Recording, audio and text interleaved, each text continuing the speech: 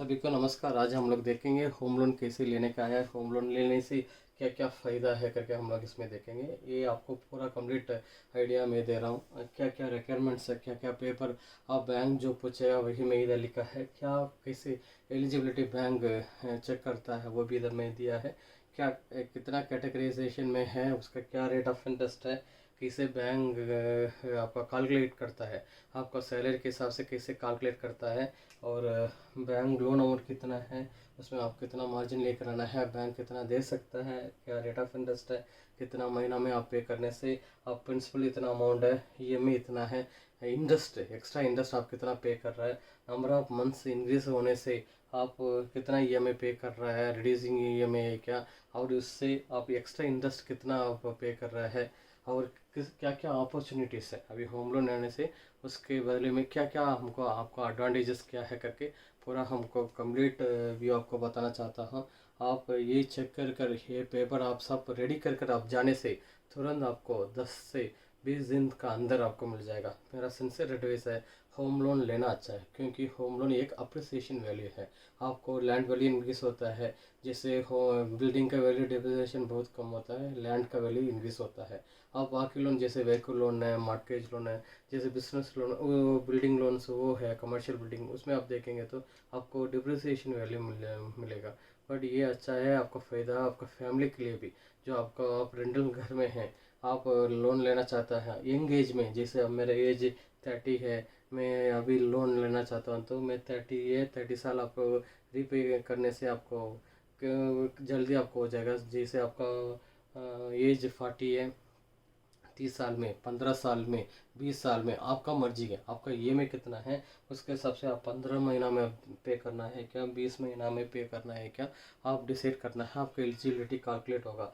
Suppose आपका eligibility calculation नहीं आ रहा है, जैसे आपका क्या सैलरी है उसमें 60 गुना आपको करेंगे, उसका बाद 40% 40% आपका घर का वो इसके एक्सपेंडिचर के लिए निकल कर रखेंगे। सो वो कितना ईएमआई आता है, वो ईएमआई जो 40% का ऊपर है क्या नहीं है करके चेक कर आपका ये लोन जल्दी आपको दे देगा। आप आइए, हम लोग ये होम लोन के बारे में आप देखेंगे। आप ये अच्छा है, पसंद है, करेक्ट है तो आप सब्सक्राइब कीजिए, आपको फ्रेंड्स को भी फॉरवर्ड कर दीजिए और मेरे को सपोर्ट कर दीजिए। Thank you. और देखेंगे तो अभी नॉर्मली होम लोन लेने से बैंक कितना देता है, 80 to 85% देता है। होम लोन 10 लाख है, बैंक 8 लाख to 8.5 लाख तक देता है, और मार्जिन बैंक 2 to 1.5 लाख तक कस्टमर लेकर आना पड़ेगा। अभी उसके लिए क्या क्या पेपर चाहिए, जैसे आप गवर्नमेंट स्टाफ होना चाहिए, नहीं तो गवर्नमेंट स्टाफ में आप कंसोलिडेटेड पे कर रहे हैं, नहीं कॉन्ट्रैक्ट पेमेंट में है तो उसके हिसाब से प्रूफ लेकर आना चाहिए। सैलरी होल्डर है तो प्राइवेट कंपनी में आप सैलरी होल्डर है तो उसका प्रूफ सब लेकर आना चाहिए, आईडी प्रूफ ये सब।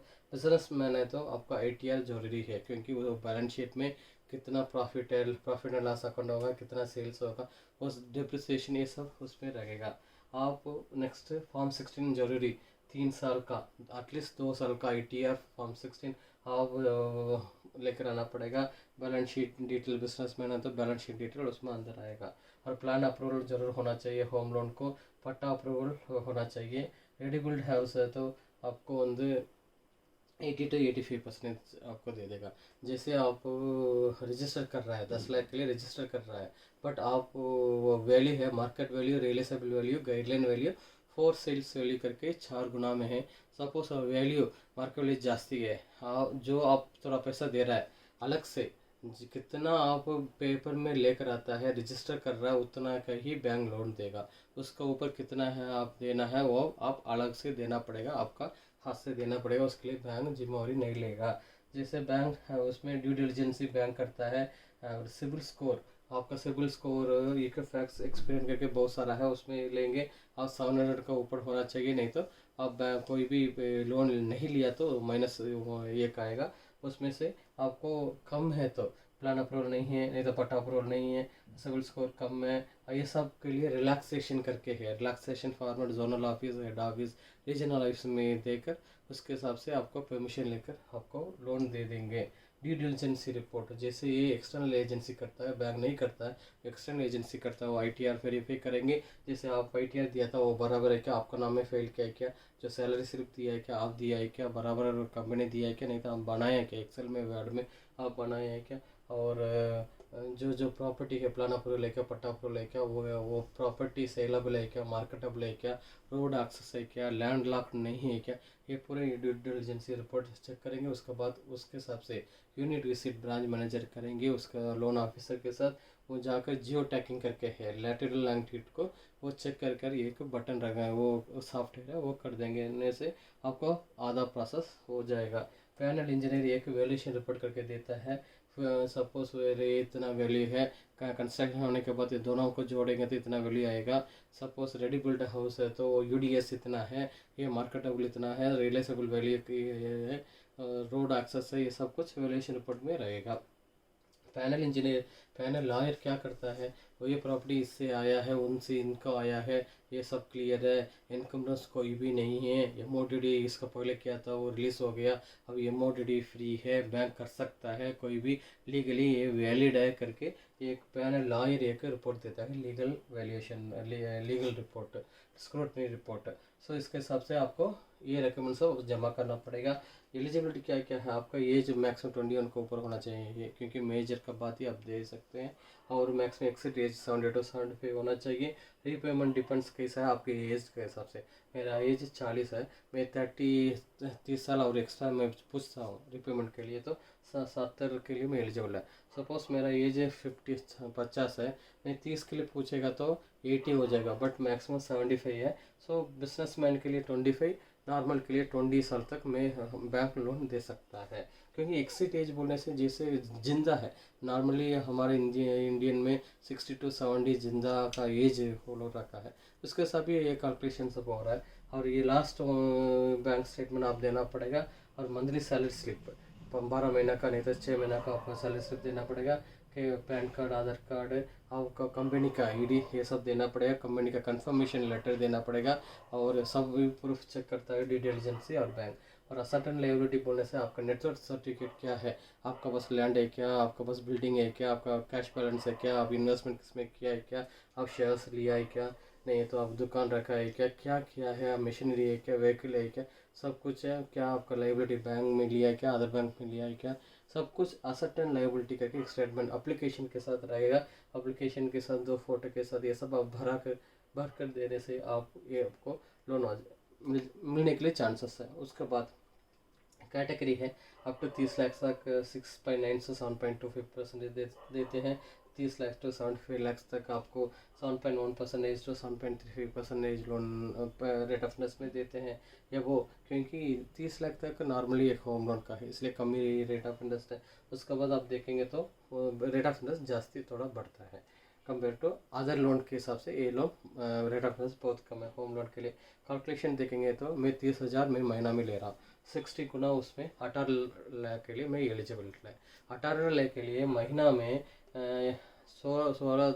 16,200 में ये EMI पे करना पड़ेगा। मैं 15 साल के लिए लिया है, 7 ईयर्स के लिए।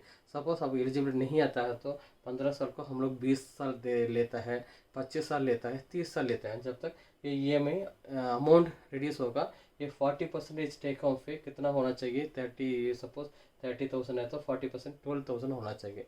इसके हिसाब से मैं 30,000 ले रहा हूँ, मैं 15 साल में 18 लोन के लिए 18 लाख के लिए 16,200 दे देने से 13,800 में महीना में मैं देना पड़ता है। इसके हिसाब से ये 12,000 से ये ऊपर है, इसलिए मेरा लोन सैंक्शन हो जाए। ये इजी कैलकुलेशन है।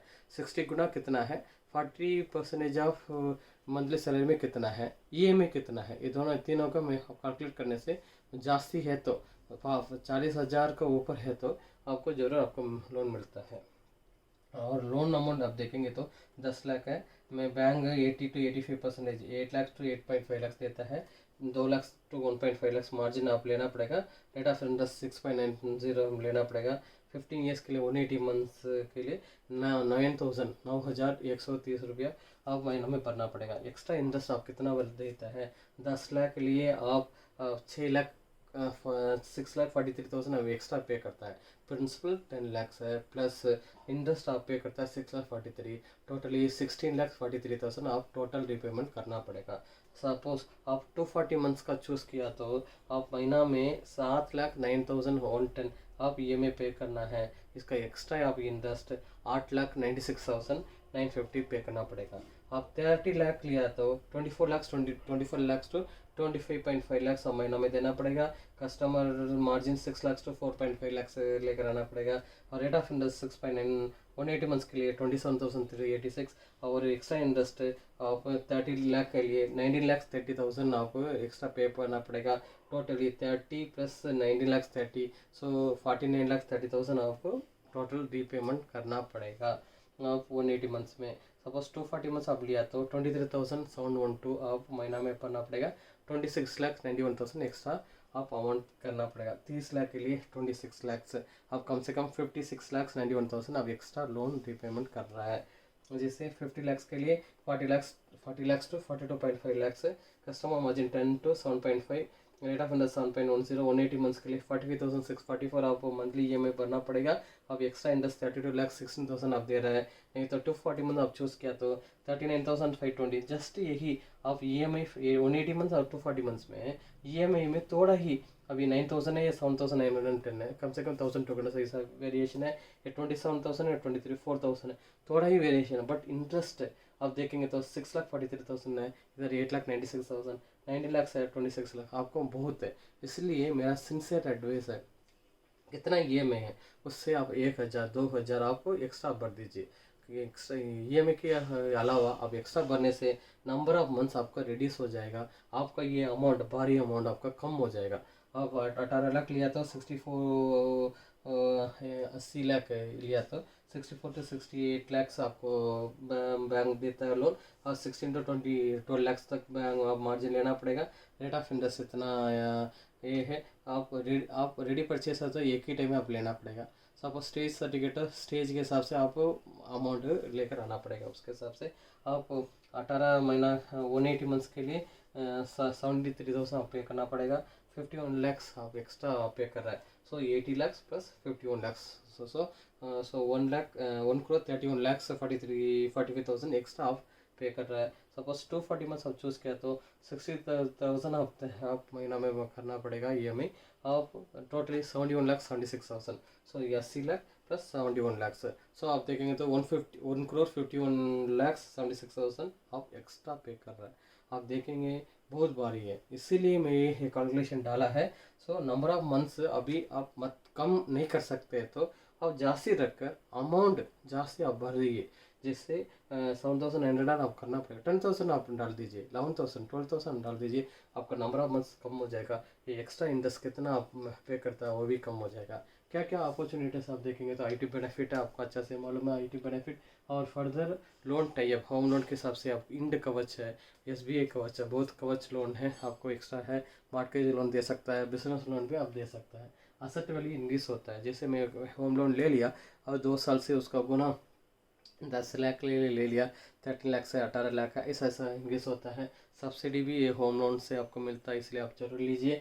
रेंटल इनकम जैसे मैं गांव में है, गांव में बनाया, मैं अभी शहर सिटी में है, मैं इसको 5,000 के लिए रेंटल दे दिया, मैं सिटी में 10,000 है। आपको एटलीस्ट आधा आपको रेंटल इनकम आता है, इसलिए आप जरूर जाइए। और चिल्ड्रन एजुकेशन है, हम लोग हमारा फैमिली के लिए हम लोग काम करते हैं, बच्चा के लिए करते हैं, उनका एजुकेशन के लिए करते हैं। जैसे वो फॉरेन स्टडीज़ जाना चाहता है, मैं MBBS करना चाहते हैं, नहीं तो कुछ भी करना है उसको मैरिज के लिए, सब कुछ के लिए भी आपको चिल्ड्रन का एसेट आप बनाइए, हाई स्टडीज़ के लिए भी ईजी हो जाएगा।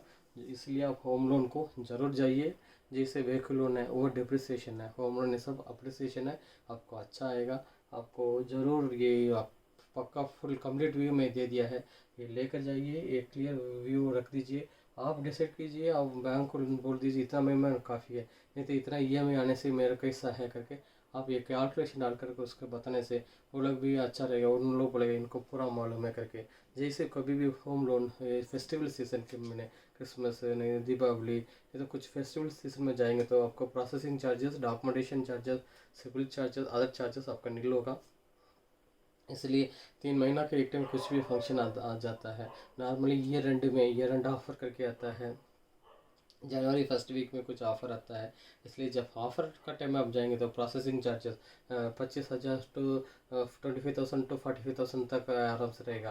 Processing, documentation charges, EM charges, cerci charges, CIBIL charges, other charges करके वो रहेगा, वो आपको कम हो जाएगा। इसलिए पूरा कंप्लीट भी दे दिया है। आपको अच्छा लगेगा तो आप मेरा सब्सक्राइब कीजिए, आपका फ्रेंड्स को फॉरवर्ड कीजिए, और कुछ है तो मेरा कमेंट बॉक्स में डाल दीजिए। आप भी घर लेना है वो मेरा आशा है।